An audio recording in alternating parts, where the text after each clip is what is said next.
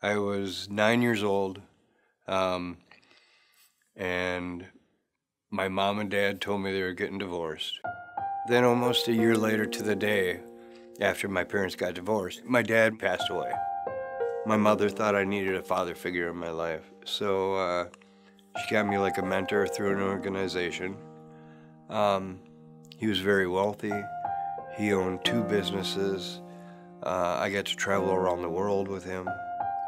You know, I'm not sure how long after I'd met him it started, but he sexually abused me up until I was around the age of 13.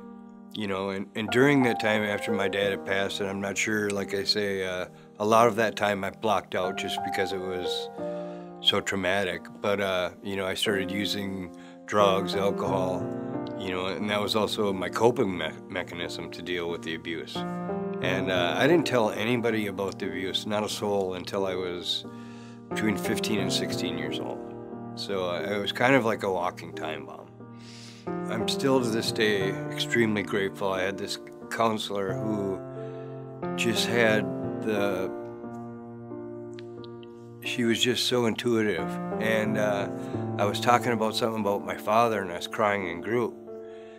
And she goes, "That's not it, Jim." She goes, "You were abused, weren't you?" And I immediately broke down and I admitted to it. Yeah, sorry, I get emotional.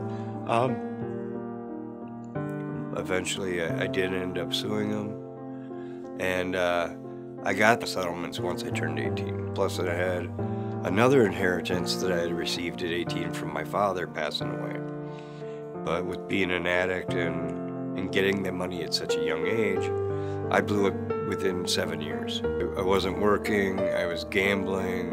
Usually wherever I woke up at, I'd walk and I'd go to like probably the gas station or McDonald's, and I'd go probably take some, you know, big cigarette butts that I could find out of the ashtray.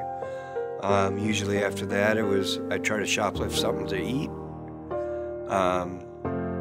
And then after that, it was probably try and get high and forget about the situation I was in, because if somebody would let me stay on their couch, I'd do that. I mean, but at times I'd sleep in a slide at the park.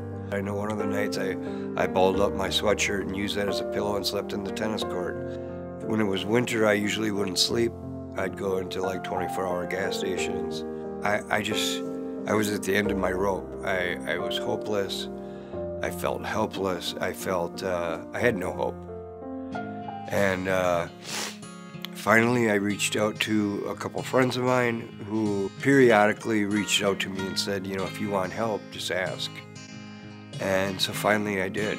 And they brought me down here to the Union Gospel Mission. So it was my 3rd night in chapel, and there was a young lady by the name of Sophie from Lighthouse Chapel. And, excuse me, she asked if there's anybody who wanted to come up front and ask Jesus Christ to be your Savior and into your heart. From that night, my life hasn't been the same. You know, I've been using drugs and alcohol off and on for 37 years. And I have not one urge or craving to use drugs and alcohol anymore. God has removed that completely. You know, when I came to the Union Gospel Mission, I came here to get sober. If you would have told me I was going to find Jesus Christ here, I would have laughed at you. But I definitely did. He's changed my life immensely. I have a gratitude and a joy I've never found before. And through being sober, I've started to rebuild my family connection. You know, I actually got the first time in over 7 years, I got to spend Christmas with my family. So, I mean, there were times when in my active addiction, I felt like a leper, you know, nobody wanted me around. I didn't want to be in my own skin. And so to go from that to the transformation that I am now, where I like the man I see in the mirror. You know, I have esteem today, And I don't know what the future holds, but I have hope today.